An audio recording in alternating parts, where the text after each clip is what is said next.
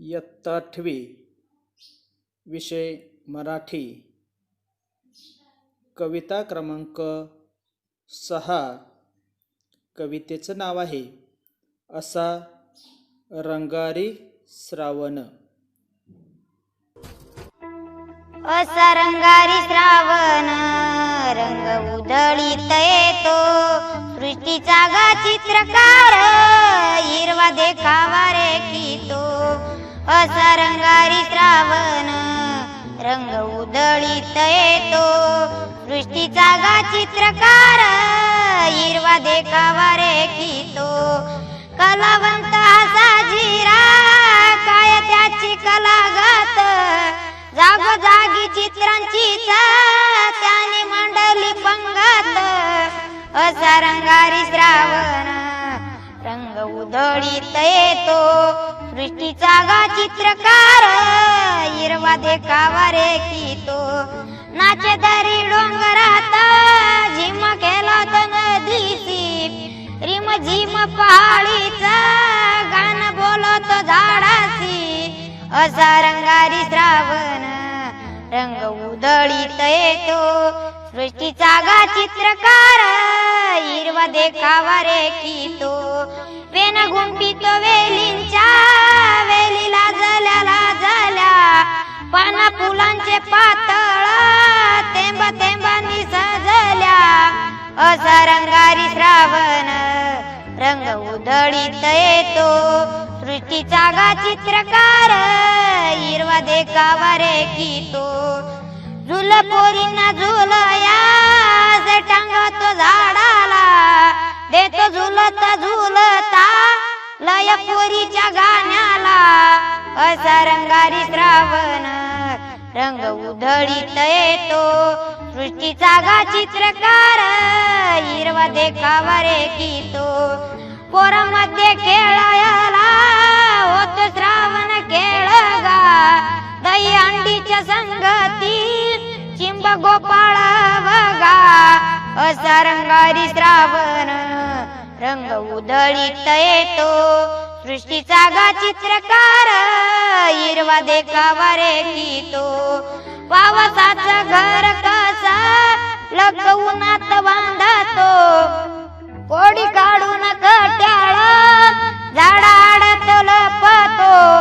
असा रंगारी श्रावण रंग उधळीत येतो, सृष्टीचा गा चित्रकार हिरवा देखावा रेखितो। असा रंगारी श्रावण रंग उधळीत येतो, हिरव्या सृष्टीच्या माळ्यात कोप करून राहतो।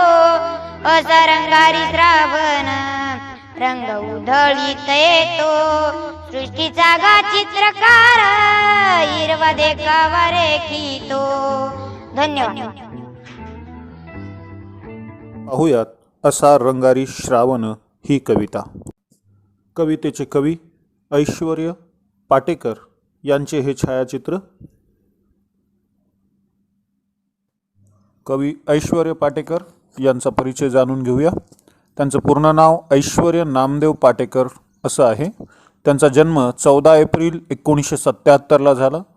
त्यांच्या भुईशास्त्र या पहिल्या काव्यसंग्रहासाठी मराठी साहित्यासाठीचा पहिला साहित्य अकादमी युवा पुरस्कार मिळालेले हे कवी आहेत। आता आपण पाठ्यपुस्तकात दिलेला परिचय त्यांचा पाहूया।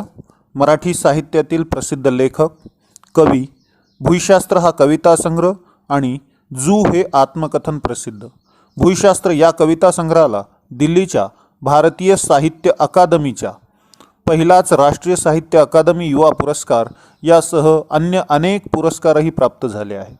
या कविता संग्रहातील कवितांचा उडिया, हिंदी, बंगाली, उर्दू आणि इंग्रजी या भाषात अनुवाद झालेला आहे। 2012 साली भारत सरकारच्या सांस्कृतिक मंत्रालयातर्फे चीन भेटीसाठी मराठी साहित्यिकांचा प्रतिनिधी म्हणूनही निवड झाली आहे। कविता रती, अनुष्ठुप, साधना, किशोर यासारख्या विविध नियतकालिकातून कविता आणि कथा प्रसिद्ध झाल्या आहेत। असा परिचय पाठ्यपुस्तकामध्ये दिला आहे। आता आपण असा रंगारी श्रावण या कवितेचा आशय जाणून घेऊयात. या कवितेत कवी ऐश्वर्य पाटेकरांनी श्रावणात केवळ निसर्ग फुलून गेलेला नसतो, तर माणसाचं जीवनही सण, उत्सव आणि विविध क्रीडांनी गजबजून गेलेलं असतं. श्रावण रंगात सारेच रंगून जातात. प्रस्तुत कवितेत श्रावण महिन्याच्या निसर्गातील विलोभनीय बदलांचे सुंदर वर्णन केले आहे. प्रस्तुत कविता किशोर ऑगस्ट 2017 या मासिकातून घेतली आहे.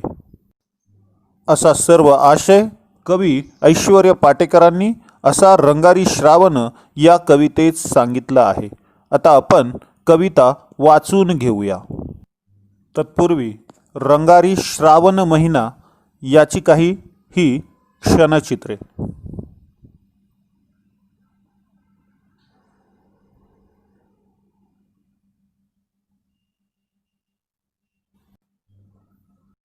आता आपण कविता वाचून घेऊया.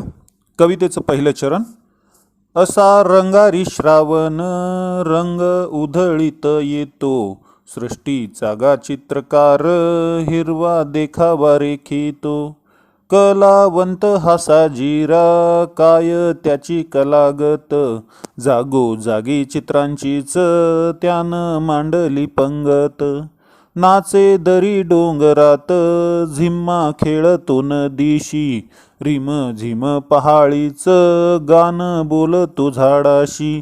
वेण्या गुंफितो वेलींच्या वेली लाजल्या लाजल्या, पाना फुलांचे पातळ थेंबा थेंबानी सजल्या. झुले पोरींना झुलाया असे टांगतो झाडाला, देतो झुलता झुलता लय पोरींच्या गाण्याला. पोरांमध्ये खेळायला होतो श्रावण खेळगा, दही हंडीच्या संगती चिंब गोपाळ अवघा. पावसाचं घर कस लख उन्हात बांधतो, खोडी काढून खट्याळ झाडा आडत लोपतो. इंद्रधनुष्याचा बांध असा नभाला घालतो, रंगी बेरंगी फुलांची नक्षी रानात गोंदतो. असा रंगारी श्रावण रंग उधळीत येतो, हिरव्या सृष्टीच्या मळ्यात खोपा करून राहतो. हिरव्या सृष्टीच्या मळ्यात खोपा करून राहतो. असा रंगारी श्रावण रंग उधळीत येतो, सृष्टीचा गा चित्रकार हिरवा देखावा रेखितो. अशी ही कविता. आता आपण या कवितेतला अर्थ जाणून घेऊया प्रत्येक चरणानुसार.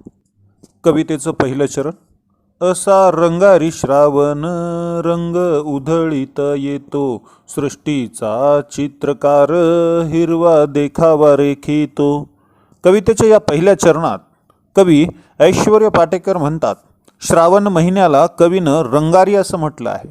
विविध रंगांची जणू काही उधळण करीत हा येत असतो. पाऊस सुरू होताच सर्वत्र हिरवगार दिसू लागतं. झाडांना आंघोळ घालून ती जणू टवटवीत झालेली दिसतात. ठिकठिकाणी गवतही उगवतं. लाल भडक दिसणारे डोंगर हिरवेगार दिसू लागतात. शेतकरी शेतात पीक घेतात. हिरवा गालीच्या सर्वत्र पसरलेला दिसतो. सृष्टीने हिरवा शालू पांघरल्याप्रमाणे वाटतं. डोंगर दऱ्यांमधून धबधबे वाहताना पाहायलाही मिळतात. नद्या नाले सर्व पाणी पिऊन तृप्त होऊन वाहत असतात. डोंगरावरून वाहणारे झरे धबधबे पांढरे शुभ्रही दिसतात. झाडांच्या गवतांच्या हिरव्या विविध छटाही दिसतात. आकाशात आलेले ढग, ऊन पावसाचा खेळ, हे चित्र, हिरवा देखावा, जणू रंगारी असलेला श्रावणच रंग उधळतो, अशा पद्धतीचा अर्थ कवितेच्या पहिल्या चरणात कवींनी सांगितला आहे. कवितेचं पुढील चरण. कलावंत हा साजिरा काय त्याची कलागत, जागोजागी चित्रांचीच त्यानं मांडली पंगत. कवितेच्या या चरणात कवींनी श्रावणाला एक सुंदर कलावंत म्हटले आहे. त्याची कला काय सांगावी. जागोजागी त्याने रेखलेल्या चित्रांची जणू पंगतच मांडली आहे. ठिकठिकाणी दिसणारी दृश्य ही आपण चित्रच पाहत आहोत असं वाटतं, असे कवी या चरणामध्ये सांगतात. कवितेचं पुढील चरण. नाचे दरी डोंगरात झिम्मा खेळतो नदीशी, रिम झिम पहाळीच गाणं बोलतो झाडाशी. कवितेच्या या चरणात कवी म्हणतात, दरी डोंगरातून पाण्याचे झरे धबधबे वाहताना दिसतात. जणू काही श्रावण त्यांच्याशी नाचतो आहे.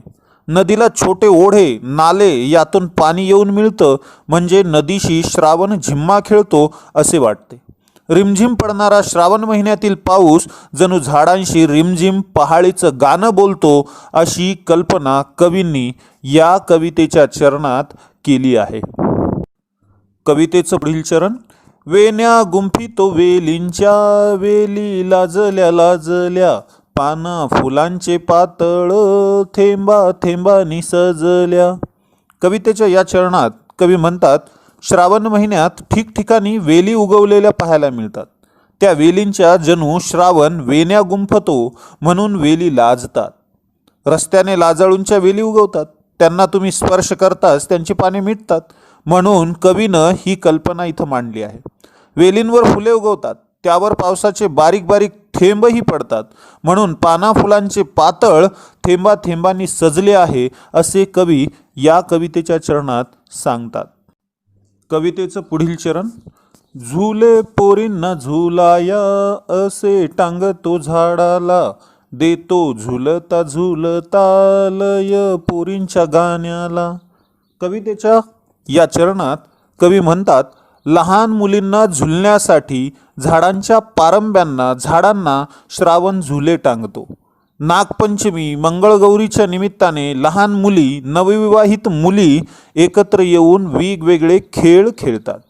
झुल्यावर झोके घेतात, गाणी म्हणतात. झुल्यावर झुलता झुलता मुलींच्या गाण्याला लयही मिळते. असा सर्व अर्थ कवितेच्या या चरणात कवींनी सांगितला आहे. कवितेचं पुढील चरण. पोरांमध्ये खेळायाला होतो श्रावण खेळ गा, दही हंडीच्या संगती चिंब गोपाळ अवघा. कवितेच्या या चरणात कवी म्हणतात, श्रावण महिन्यात गोपाळकाला यासारखे सण येतात. म्हणजेच दहीहंडी, गोकुळाष्टमी यासारखे पूर्वी मुलांनी मौजमजा करण्याचे सण असत. अलीकडे मुलीसुद्धा दहीहंडी फोडतात. दहीहंडी फोडताना श्रावण महिना सुद्धा खेळगा होऊन अवघ्या गोपाळांबरोबर ओला चिंब होतो. असा सर्व अर्थ या चरणामध्ये कवींनी मांडला आहे. कवितेचं पुढील चरण. पावसाचं घर कस लख उन्हात बांधतो, खोडी काढून खट्याळ झाडा आडत लपतो. कवितेच्या या चरणात कवी म्हणतात, श्रावण महिन्यात ऊन पावसाचा लपंडाव चालतो. क्षणात ऊन तर क्षणात पाऊसही पडतो. लख ऊन पडतं तर क्षणात आकाश ढगांनी दाटून येतं. एकीकडे पाऊस तर एकीकडे ऊन असंही दृश्य असतं. म्हणून खोडकर असे त्याला संबोधले आहे. पावसाचं घर लख उन्हात बांधतो आणि खोडी काढून खट्याळपणे झाडाआड लपतो. एखादी भरकन सर ऊन असताना येते आणि क्षणात निघून जाते. असा हा श्रावण महिना लपंडाव खेळणारा महिना आहे असे कवींनी या कवितेच्या चरणांमध्ये सांगितले आहे. कवितेचं पुढील चरण. इंद्रधनुष्याचा बांध असा नभाला घालतो, रंगी बेरंगी फुलांची नक्षी रानात गोंधतो. कवितेच्या या चरणात कवी म्हणतात, श्रावणात क्षणात ऊन पावसाचा खेळ पाहायला मिळतो. उन्हाच्या वेळीच पाऊस पडला की आकाशात सप्तरंगी इंद्रधनुष्यही पाहायला मिळतं. अशा वेळी जणू आकाशाला इंद्रधनुष्याचा बांधच बांधला जाण्याची कल्पना केली आहे. रानात रंगीबेरंगी फुले फुललेली पाहून जणू नक्षी गोंधून घेतल्याप्रमाणेही वाटतं असे कवी या चरणामध्ये सांगत आहेत. कवितेचं शेवटचं चरण. असा रंगारी श्रावण रंग उधळीत येतो, हिरव्या सृष्टीच्या मळ्यात खोपा करून राहतो. हिरव्या सृष्टीच्या मळ्यात खोपा करून राहतो. कवितेच्या या शेवटच्या चरणात कवी ऐश्वर्य पाटेकर म्हणत आहेत की असा श्रावण जणू रंगकाम करणारा रंगारी आहे. तो रंग उधळीत हिरव्या सृष्टीच्या मळ्यात तो रंग उधळीत हिरव्या सृष्टीच्या मळ्यात सुग्रणीच्या खोप्याप्रमाणे खोपा करून राहतो, असे कवी या कवितेच्या चरणात म्हणत आहेत. अशा प्रकारे कवी ऐश्वर्य पाटेकर यांनी असा रंगारी श्रावण या कवितेत श्रावण महिन्यातील फुलून गेलेला निसर्ग व सण उत्सव आणि विविध क्रीडांनी गजबजून गेलेले माणसाचे जीवन हे सारेच श्रावण रंगात रंगून जात आहे. कवितेत श्रावण महिन्याच्या निसर्गातील विलोभनीय बदलांचं सुंदर वर्णनही केलं आहे. असा सर्व अर्थ असा रंगारी श्रावण या कवितेत दडला आहे.